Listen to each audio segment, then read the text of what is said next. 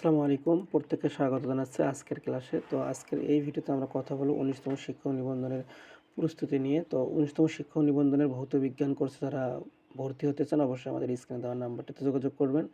So আজকে আমরা ক্লাসটি সাজিয়েছি পদার্থবিজ্ঞানের গুরুত্বপূর্ণ একটি চ্যাপ্টার তরঙ্গ। সো আজকের এই ক্লাসে গুরুত্বপূর্ণ কিছু তথ্য জেনে নেব এবং দেন পরবর্তী ক্লাসে আমরা এর গুরুত্বপূর্ণ এমসিকিউগুলো সমাধান করব। আর আপনারা জানেন যে ১৯তম শিক্ষক নিবন্ধন পরীক্ষা থেকে মূলত আমাদের এমসিকিউটা পরীক্ষা অনুষ্ঠিত হবে সাবজেক্টিভ এবং জেনারেল পার্টে। তো আমি মূলত অ্যাসিস্ট্যান্ট টিচার ফিজিক্যাল সায়েন্সে ভৌত বিজ্ঞানে একজন শিক্ষক হিসেবে কর্মরত আছি। তো আপনারা চাইলে আমাদের এই কোর্সে অংশগ্রহণ করতে পারেন। সো আজকের এই ভিডিওতে আমরা গুরুত্বপূর্ণ তথ্যগুলো জেনে নেব আমাদের লেকচার শিট থেকে। সো প্রথমে আমরা আলোচনা করব যে তরঙ্গ দৈর্ঘ্য। তরঙ্গ দৈর্ঘ্য হচ্ছে যে কোনো একটি তরঙ্গ সৃষ্টিকারী কোনো কণা একটা পূর্ণ স্পন্দন সম্পন্ন করতে যে সময় লাগে সেই সময় তরঙ্গের যে দূরত্ব অতিক্রম করে তাকে মূলত তরঙ্গ দৈর্ঘ্য বা ল্যামডা বলে। সো আমরা তরঙ্গ দৈর্ঘ্যকে ল্যামডা দ্বারা প্রকাশ করতে পারি। তো এখানে আমাদের তরঙ্গ দৈর্ঘ্য জাস্ট এখানে ল্যামডা দ্বারা আমরা এভাবে প্রকাশ করতে পারি। তাহলে একটা পূর্ণ কম্পনে যে দূরত্বটা অতিক্রম করবে সেই দূরত্বটা হচ্ছে মূলত কি ল্যামডা বা তরঙ্গ দৈর্ঘ্য। এরপরে একটি কম্পন বস্তু 1 সেকেন্ডে যতগুলো কম্পন সম্পন্ন করে তাকে বলা হয় কম্পাঙ্ক। কম্পাঙ্ককে এফ দ্বারা প্রকাশ করা হয়। একটি কম্পমান বস্তু প্রতি সেকেন্ডে যতগুলো কম্পন সম্পন্ন করবে তাকে বলা হয় কম্পাঙ্ক। তো কম্পাঙ্ককে কী দ্বারা প্রকাশ করা হয়? এফ দ্বারা প্রকাশ করা হয়। তো এরপরে আর কিছু তথ্য আমরা জেনে নেব, যেগুলো তো আমাদের মুখস্থ করার প্রয়োজন নেই, জাস্ট খালি আমাদের জানতে হবে যে একটা সমান কম্পাঙ্ক ও বিস্তারের দুটি শব্দ তরঙ্গের উপরিবর্তনের ফলে নীরবতা বা প্রবলতার শব্দের সৃষ্টি হলে ওই ঘটনাকে শব্দের ব্যতিচার বলা হয়। তাহলে ব্যতিচার আমাদের জানতে হবে যে ব্যতিচারে কী ঘটনা ঘটে, যে প্রায় সমান কম্পাঙ্ক এবং সমান বিস্তার বিশিষ্ট। তাহলে কম্পাঙ্কটাও থাকবে হচ্ছে সমান এবং বিস্তারও থাকবে কি সমান। দুইটি শব্দ তরঙ্গের উপরিবর্তনের ফলে, তাহলে উপরিবর্তনের ফলে কোনো শব্দের প্রবলতার সৃষ্টি হয় বা নীরবতার সৃষ্টি হলে ওই ঘটনাকে আমরা বলবো হচ্ছে ব্যতিচার। তো এগুলো নিয়ে আমরা বিস্তারিত কোনো কথা বলবো পর্যায়ক্রমে কোনো একটা ভিডিওতে। এরপরে আমরা মেইন যে টপিকটা জানবো এখান থেকে সেটা হচ্ছে যে আমাদের তরঙ্গ কাকে বলে, যে কোনো পর্যায়বৃত্ত আন্দোলন জনমাধ্যমের মধ্য দিয়ে অগ্রসর হলে তখন তাকে তরঙ্গ বলে। তো আমরা এটাকে আরও লিখতে পারি যে পর্যায়বৃত্ত আন্দোলন কোনো জড়মাধ্যমের এক স্থান থেকে অন্য স্থানে শক্তি সঞ্চারিত করে কিন্তু মাধ্যমের কণাগুলোকে স্থানান্তরিত করে না তাকে তরঙ্গ বলে। তাহলে আমরা এটা আবার বলছি যে যে পর্যাবৃত্ত আন্দোলন কোনো জড়মাধ্যমের কণাগুলোকে এক স্থান থেকে অন্য স্থানে শক্তি সঞ্চারিত করে কিন্তু মাধ্যমের কণাগুলোকে স্থানান্তরিত করে না তাকে তরঙ্গ বলে। তো জাস্ট আমরা এই তথ্যটা দেব। অর্থাৎ তরঙ্গ যখন হয় সেটা হচ্ছে, যেমন এখানে আপনারা দেখবেন যখন ধানের শীষে মানে আমরা যখন দেখি যে ধান যখন রোপণ করা হয় এবং যখন যখন কাটার উপযুক্ত সময় হয় তখন ধানের শীষগুলো একটার সঙ্গে আরেকটাভাবে লেগে থাকে। তখন যখন লেগে থাকে বাতাস যখন আসে বা বাতাস যখন প্রবাহিত হয় তখন দেখবে ধানের শীষগুলো এভাবে হেলে পড়ে। কিন্তু এই যে ধানের যে নিচের অংশটাকে যেটা মাটিতে সাথে সংযুক্ত আছে এটা কি কোনো পরিবর্তন হয় না, শুধুমাত্র উপরের যে শীষ বা উপরের যে অংশটুকু এটা শুধু হেলে পড়ে বাতাসের প্রভাবে, এরকম করে হেলে পড়ে একদিকে। তাহলে এই যে এটাই মূলত হচ্ছে কি তরঙ্গ। অর্থাৎ শুধুমাত্র এক স্থান থেকে অন্য স্থানে কি সঞ্চারিত হয়? শক্তি সঞ্চারিত হয়। কিন্তু যে এর যে কণাগুলো যে স্থান যে এর যে মেইন যে স্থানটা অর্থাৎ মাটির সাথে যেটা সংযুক্ত আছে এটার কোনো পরিবর্তন হয় না, এটা হচ্ছে মূলত তরঙ্গ। আপনারা পানিতে যখন ঢিল দিবেন তখন পানিতে যখন ঢিল ছোড়া হয় বা ঢিল দেওয়া হয় তখন পানিতে এরকম একটা ঢেউয়ের সৃষ্টি হয়। ঢেউয়ের সৃষ্টি হয় এভাবে, ঢেউয়ের সৃষ্টি হয়। কিন্তু কি হয় না, অর্থাৎ ঢিলটা কি ওই প্রান্তে যায় পুকুরের বা পানির অপর প্রান্তে যায় না, শুধুমাত্র এই ঢিলটা দেওয়ার কারণে পানির মধ্যে এক প্রকার ঢেউয়ের সৃষ্টি হয়। এটাই মূলত হচ্ছে কি তরঙ্গ। অর্থাৎ এই এর যে প্রভাবে যে শক্তি, সেই শক্তি স্থানান্তরিত হয়। অর্থাৎ কিন্তু এই ঢিলটা কি স্থানান্তরিত হয় না। তো এটা মূলত হচ্ছে তরঙ্গ। এরপরে তরঙ্গের প্রকারভেদ আছে। সো এগুলো নিয়ে আমরা সামনের কোনো একটা ভিডিওতে কথা বলবো বিস্তারিতভাবে। জাস্ট একটা ডেমো ক্লাস। সো আমি আপনাদের উদ্দেশ্যে জাস্ট এমসিকিউ সলভ করার উদ্দেশ্যে এই ক্লাসগুলো নিচ্ছি। তো আপনারা অবশ্যই ক্লাসটি ধৈর্য সহকারে দেখতে থাকেন। ইনশাল্লাহ সামনের ক্লাসে আমরা এমসিকিউ সলভ করবো। তো তরঙ্গের কিছু বৈশিষ্ট্য আমাদের দেওয়া আছে, যে তরঙ্গের মাধ্যমে বিভিন্ন কণার সম্মিলিত কম্পনের ফলশ্রুতি হলো তরঙ্গ। কোনো একটা মাধ্যমে বিভিন্ন কম্পনের ফলশ্রুতি হলো কি তরঙ্গ। তরঙ্গের বিস্তার আছে, তরঙ্গের কম্পন আছে, তরঙ্গের আছে দৈর্ঘ্য আছে, তরঙ্গ অগ্রগামী বা স্থির থাকতে পারে, তরঙ্গ আর বা লম্বিক হতে পারে, তরঙ্গের প্রতিফলন, প্রতিসরণ, ব্যতিচার বা অপবর্তন ঘটায়, এটা খুবই গুরুত্বপূর্ণ। এই লাইনটি এখান থেকে এমসিকিউ আসবে। এরপরে তরঙ্গ এক স্থান থেকে অন্য স্থানে শক্তি সঞ্চারিত করে।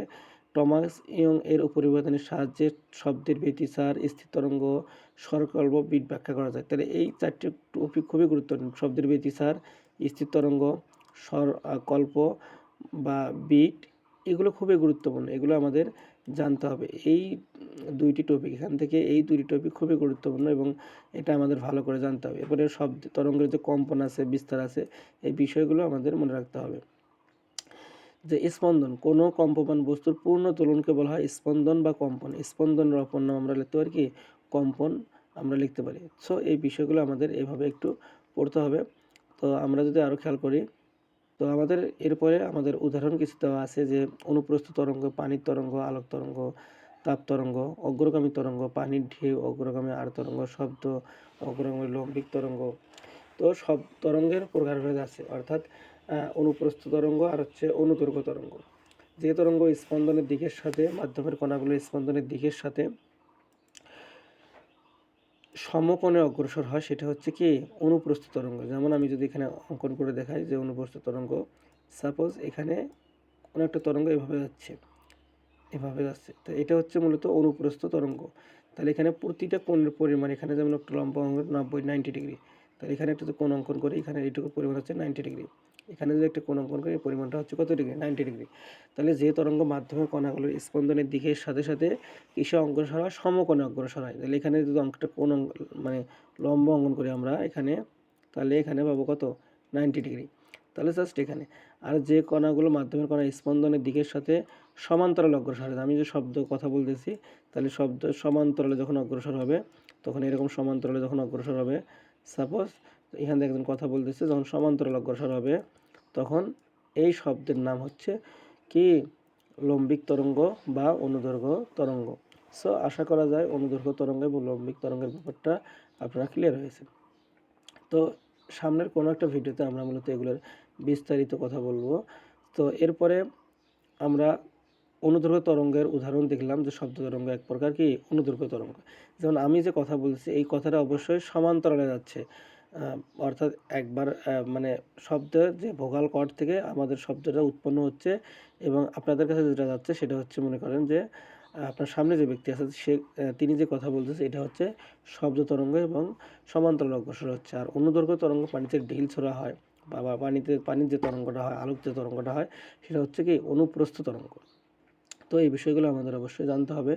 এরপরে পরপর দুটি সুস্পন্দ বা পরপর দুটি নিস্পন্দ মধ্যবর্তী দূরত্ব হচ্ছে λ/2। এটা খুবই গুরুত্বপূর্ণ, এটা এমসিকিউতে আসার মতো, এবং এখান থেকে আমাদের গুরুত্বপূর্ণ তথ্যটা জেনে নিতে হবে। এখান থেকে আমাদের সাজেশনের যে হ্যান্ডনোটটি আছে, এটা থেকে আমাদের জানতে হবে যে পরপর দুটি সুস্পন্দ বা পরপর দুটি নিস্পন্দ বিন্দুর মধ্যবর্তী দূরত্ব হচ্ছে λ/2। এরপরে সুস্পন্দ বিন্দুর কণার বিস্তার সর্বাধিক, অর্থাৎ এইটার হচ্ছে বিস্তারটা হয় সর্বাধিক। বিস্তার জিনিসটা কি? যে তরঙ্গ সৃষ্টিকারী কোনো কণার সাম্য অবস্থান থেকে সর্বাধিক যে দূরত্ব অতিক্রম করে, সেটা হচ্ছে বিস্তার।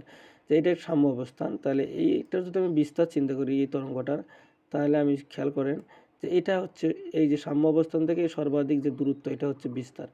আবার আমি একটু সুন্দর করে অঙ্কন করে যদি এখানে খেয়াল করেন, যে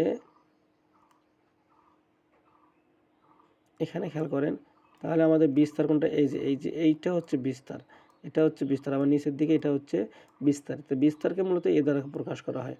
সো সুস্পন্দ বিন্দুতে কণার বিস্তারটা হচ্ছে সর্বাধিক, আর বা নিস্পন্দ বিন্দু হচ্ছে স্থির তরঙ্গের যে বিন্দুতে কণার বিস্তার সর্বনিম্ন বা শূন্য, তাকে বলা হয় নিস্পন্দ বিন্দু।